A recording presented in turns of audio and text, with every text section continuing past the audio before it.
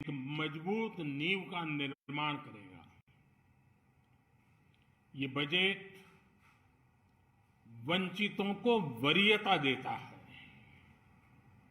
ये बजट आज की एस्पिरेशनल सोसाइटी, गांव,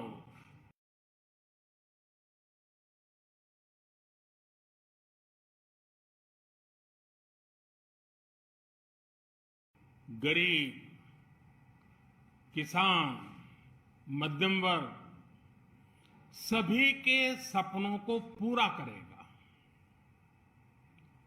मैं वित्त मंत्री निर्मला जी और उनकी टीम को इस ऐतिहासिक बजट के लिए बधाई देता हूं। साथियों, परंपरागत रूप से अपने हाथ से औजारों और टूल्स से कड़ी मेहनत कर कुछ न कुछ सृजन करने वाले करोड़ों विश्वकर्मा इस देश के निर्माता हैं। लोहार, सुनार, कुम्हार, सुथार, मूर्तिकार, कारीगर, मिस्त्री, अनगिनत लोगों की बहुत बड़ी लंबी लिस्ट है। इन सभी विश्वकर्माओं की मेहनत और सृजन को देश इस बजट में पहली बार अनेक प्रोत्साहन योजना लेकर के आया है। ऐसे लोगों के लिए ट्रेनिंग, टेक्नोलॉजी, क्रेडिट और मार्केट सपोर्ट की व्यवस्था की गई है। पीएम विश्वकर्मा कौशल सम्मान यानी पीएम विकास करोड़ों विश्वकर्माओं के जीवन में बहुत बड़ा बदलाव लाएगा। साथियों, शहरी महिलाओं से लेकर गांव में रहने वाली महिलाएं हो,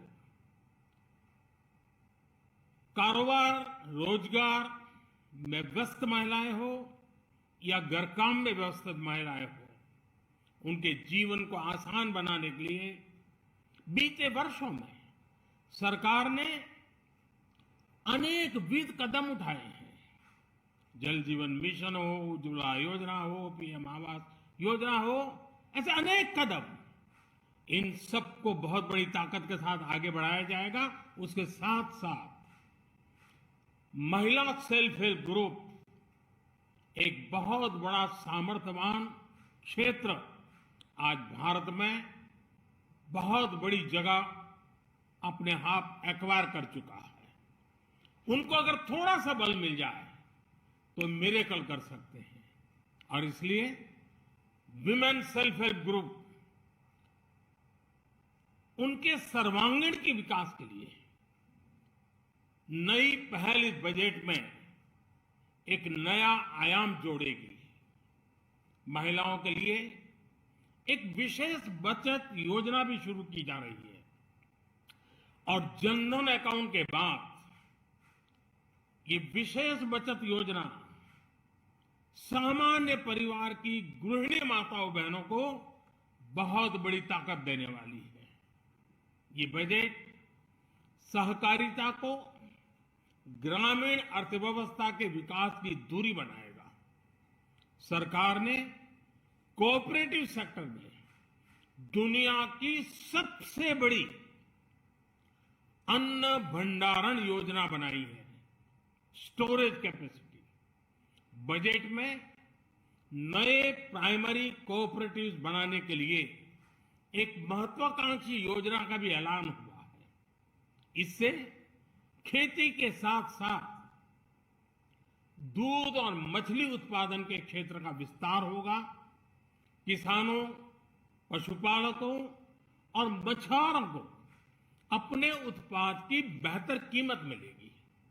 साथियों, अब हमें डिजिटल पेमेंट्स की सफलता को एग्रीकल्चर सेक्टर में दोहराना है। इसलिए इस बजट में हम डिजिटल एग्रीकल्चर इंफ्रास्ट्रक्चर की एक बहुत बड़ी योजना लेकर आए हैं। आज दुनिया इंटरनेशनल मिलेट ईयर मना रही है। भारत में मिलेट्स के अनेक प्रकार हैं, अनेक नाम हैं। आज जब मिलेट्स घर घर में पहुंच रहा है, पूरी दुनिया में पॉपुलर हो रहा है, तो उसका सर्वाधिक लाभ भारत के छोटे किसानों के नसीब में है। और इसलिए आवश्यक है कि नए तरीके से उसको आगे ले जाया जाए। इसकी एक नई पहचान, विशेष पहचान आवश्यक है। इसलिए अब इस सुपर फूड को श्री अन्न की नई पहचान दी गई है। उसके प्रोत्साहन के लिए भी अनेकविध योजनाएं बनाई गई हैं। श्री अन्न को दी गई प्राथमिकता से देश के छोटे किसानों, हमारे आदिवासी भाई बहन जो किसानी करते हैं, उनको आर्थिक संबल मिलेगा और देशवासियों को एक स्वस्थ जीवन मिलेगा। साथियों, ये बजट सस्टेनेबल फ्यूचर के लिए green growth, green economy, green energy, green infrastructure और ग्रीन जॉब्स को एक अभूतपूर्व विस्तार देगा। बजट में हमने टेक्नोलॉजी और न्यू इकोनॉमी पर बहुत अधिक बल दिया है। एस्पिरेशनल भारत आज road, rail, metro, port, waterway, हर क्षेत्र में आधुनिक इंफ्रास्ट्रक्चर चाहता है। नेक्स्ट जनरेशन इंफ्रास्ट्रक्चर चाहिए। 2014 की तुलना में इंफ्रास्ट्रक्चर में निवेश पर 400% से ज्यादा की वृद्धि की गई है।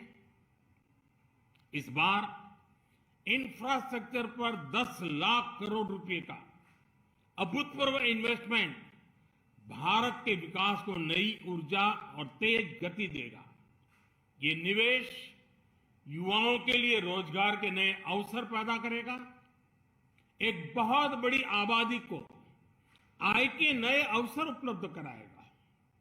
इस बजट में ईज ऑफ डूइंग बिजनेस के साथ साथ हमारे उद्योगों के लिए क्रेडिट सपोर्ट और रिफॉर्म्स के अभियान को आगे बढ़ाया गया है। एमएसएमईज के लिए 2 लाख करोड़ रुपए के अतिरिक्त ऋण की गारंटी की व्यवस्था की गई है। अब प्रिजम्पटिव टैक्स की लिमिट बढ़ने से एमएसएमईज को ग्रो करने में मदद मिलेगी। बड़ी कंपनियां द्वारा एमएसएमईज को समय पर पेमेंट मिले, इसके लिए नई व्यवस्था बनाई गई है। साथियों, बहुत तेजी से बदलते भारत में मध्यम वर्ग, विकास हो या व्यवस्था हो, साहस हो या संकल्प लेने का सामर्थ्य हो, जीवन के हर क्षेत्र में आज भारत का मध्यम वर्ग एक प्रमुख धारा बना हुआ है। समृद्ध और विकसित भारत के सपनों को पूरा करने के लिए मध्यम वर्ग एक बहुत बड़ी ताकत है। जैसे भारत की युवा शक्ति ये भारत का विशेष सामर्थ्य है, वैसे ही बढ़ता हुआ भारत का मध्यम वर्ग भी एक बहुत बड़ी शक्ति है।